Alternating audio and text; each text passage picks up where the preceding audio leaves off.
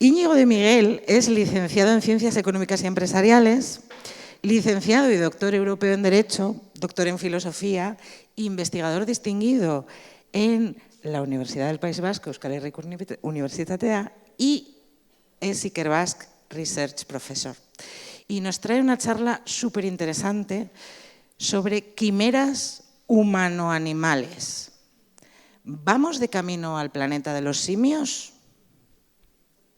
Vamos a recibirle con un aplauso, eso sí.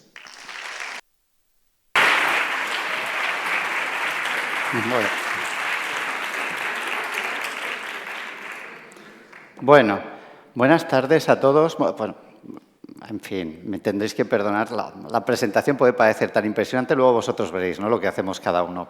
Yo voy a intentar este año hablaros de un tema que me parece interesante, sobre todo un tema que creo que tiene bastante futuro, ¿no?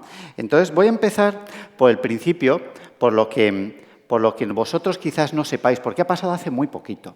Pues hace apenas unos días hubo un equipo médico que por primera vez, hasta donde yo sé, consiguió algo que se nos había resistido muchísimo tiempo. Lo que consiguió, sencillamente, fue trasplantar con éxito un riñón de cerdo a una persona. Es verdad que una persona que estaba muerta, lo cual, bueno, en fin, os puede parecer un poco extraño, pero realmente es con los que se puede experimentar una persona en estado de muerte cerebral. Consiguieron trasplantarle un riñón de cerdo y consiguieron que funcionara durante 54 horas, lo cual es algo muy impresionante.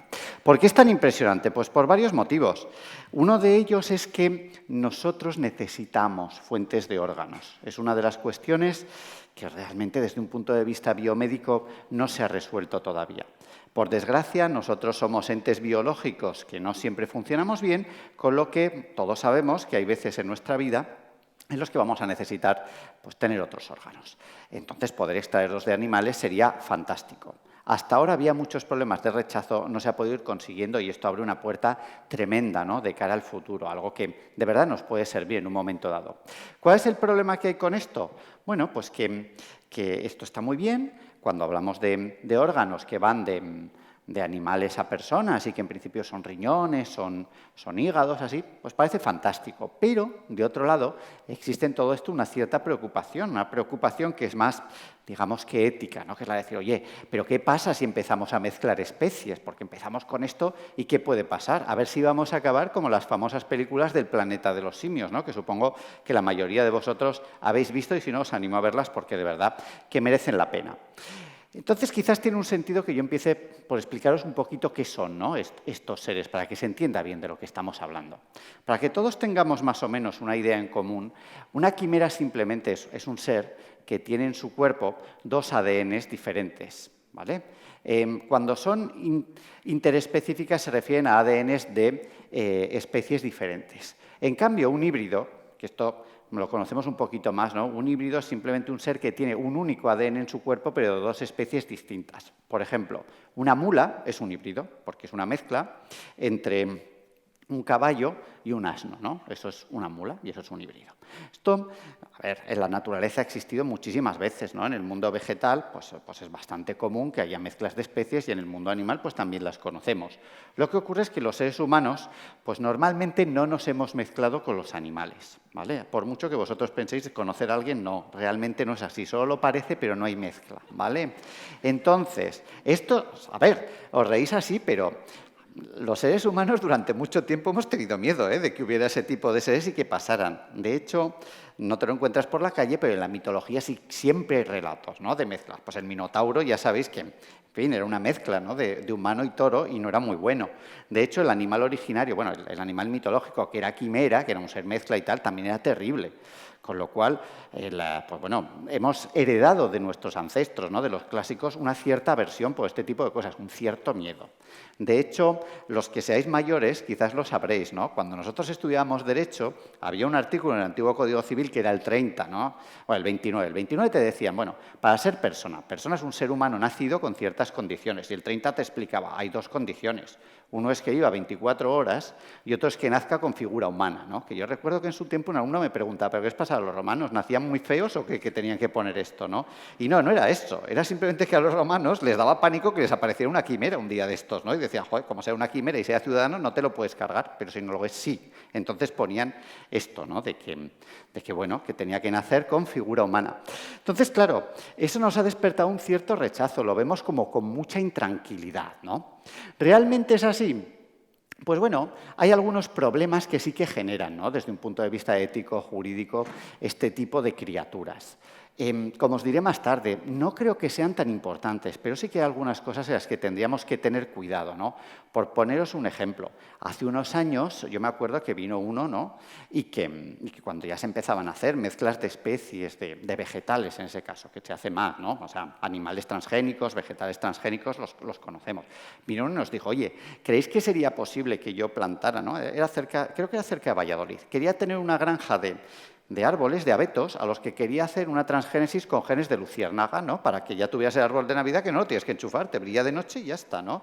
Claro, el mayor problema que había en ello era que le decíamos, pero bueno, ¿tú cómo vas a conseguir confinar el abeto, que las esporas no se te vayan y de repente tienes todo el país que se ve por satélites perfectamente por la noche, ¿no? Ese era el problema. Con lo cual, yo os puedo asegurar que luego hay gente que es peor de lo que crees, ¿no? Hay mucha gente que es muy buena, pero te basta con uno que la líe, claro, en estas cosas.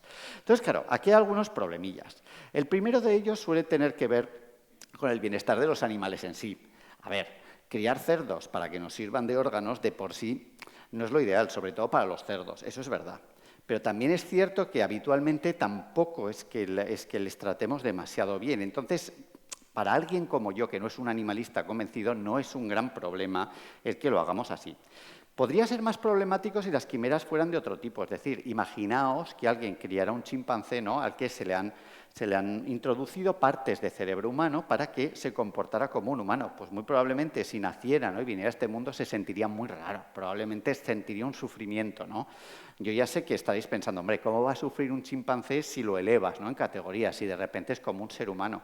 Y desde un punto de vista filosófico tiene un sentido pensar eso, ¿no? Supongo que conocéis el clásico que viene a decir, yo prefiero ser el filósofo ¿no?, que está amargado que el cerdo feliz y tal, ¿no? Pues, a ver, yo igual conozco muchos filósofos, pero os aseguro que cada día me convence menos eso, ¿eh? Yo hay muchos días que pienso, yo el cerdo, a mí el filósofo amargado, no, yo prefiero ser el cerdo feliz. Pero los animalistas tienden a pensar que esto pues no es tan cierto y que el pobre chimpancé podría sufrir por parecer humano, ¿no? Y tampoco es descabellado. Con lo cual ahí sí es verdad que podría haber un problema. Luego está el tema de la identidad. Para los que no sepáis qué es la identidad, quizás los que sois más pequeños no lo tenéis muy claros. Identidad es lo que hace que seáis vosotros mismos y no otro. Eso significa identidad. Y en nuestra sociedad, a día de hoy, pues es un valor que viene muy marcado, ¿no? Supongo que alguna vez lo habréis visto, esto de las campañas tan americanas de sé tú mismo, ¿no? Que parece que es maravilloso, sé tú mismo. Eso es la identidad. Y yo creo que está un poco sobrevalorado, porque, hombre, ser tú mismo está bien, pero depende de quién seas. O sea, yo conozco mucha gente que les daría el consejo contrario, sé cualquiera menos tú mismo, y no pasa nada. O sea, te lo agradeceremos todos, ¿no? Y depende cómo vaya a ser el tú mismo, pues es que no quieres serlo. Por ejemplo, ¿no?, siendo un poco más serio, cuando una persona tiene una enfermedad degenerativa, por ejemplo, un Alzheimer, que le hace que vaya perdiendo identidad, hombre, yo casi prefiero, ¿no?, que me cambien y que siga siendo yo mismo, aunque me introduzcan, ¿no?, a un tipo de trasplante de célula cerebral que sea de un animal. Pero prefiero seguir teniendo memoria y recuerdo, aunque quizás no sea yo mismo, pero seré algo que me gustaría ser, ¿no?, más que yo mismo sintiendo Alzheimer, por poneros un ejemplo, ¿no? Esto es verdad que despierta problemas que también tienen que ver cuando nos introducen según qué tipo de dispositivos, ¿no?, en el cerebro, cosa que nos puede empezar a pasar. Puede ser que nunca acabemos de saber si seguimos siendo nosotros mismos o cómo se nos altera. Pero no creo que sea un problema capital, sobre todo en según qué tipo de cambios y en según qué tipo de momentos. Luego hay otra cosa que tiene más que ver con esto que nosotros hablamos tantas veces, ¿no?, de la famosa dignidad. No me voy a entrar en eso porque es un concepto muy complejo, pero lo de la dignidad tiene algo que ver con el valor, ¿no?, con que somos valiosos o no lo somos. Y el problema que solemos tener es que nosotros hemos introducido mucho una equivalencia entre el hecho de ser humanos como tales, ser humanos puros, y el valor. O sea, normalmente se dice, ¿por qué somos valiosos? Pues porque somos humanos. Y nos quedamos tan contentos, claro. Eso es un poco mirarse al espejo, ¿no?, por no decir el ombligo, porque claro, como somos humanos, decimos somos humanos, luego somos valiosos por ser humanos, y ya está, y ahí nadie lo puede discutir. ¿Qué pasa con este tipo de cosas?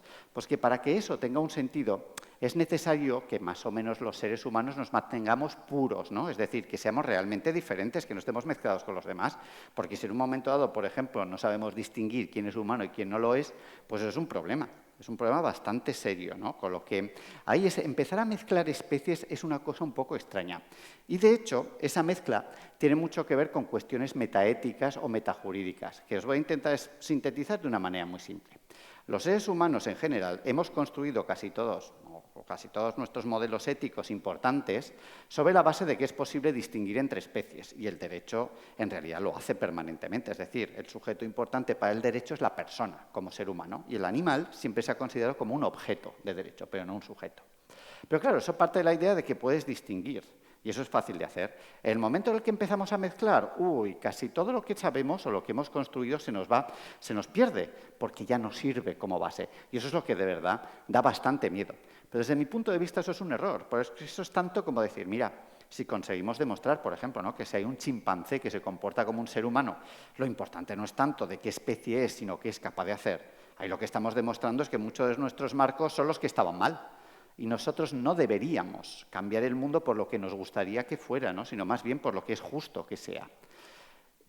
También os digo, creo que nos adaptaremos, que aprenderemos y que cambiaremos cosas. Y voy a acabar contándoos una anécdota que ilustra bastante bien por qué soy optimista. Yo hace muchos años, a un amigo mío jesuita, ¿no?, cuando estábamos hablando de esto, le dije, pero a ver, Juan, como de verdad un día seamos capaces de crear un chimpancé, ¿no?, un mono, que de verdad se sepa el catecismo, ¿qué vamos a hacer?